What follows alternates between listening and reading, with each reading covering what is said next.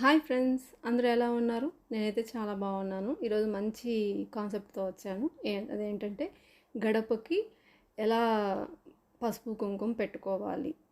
దానికోసం నేను ఒక మంచి రంగోలి వేశాను. మీకు నచ్చితే సబ్స్క్రైబ్ చేయండి, లైక్ చేయండి, షేర్ చేయండి. పక్కనున్న బెల్ ఐకాన్ని ప్రెస్ చేయడం మాత్రం మర్చిపోకండి. ఫస్ట్ టైం నా వీడియో చూస్తుంటే సబ్స్క్రైబ్ చేయడం మర్చిపోకండి. గడపకి పసుపు కుంకుమ ఎలా పెట్టుకోవాలి, దానికోసం నేను ఒక మంచి రంగోలి ట్రై చేశాను.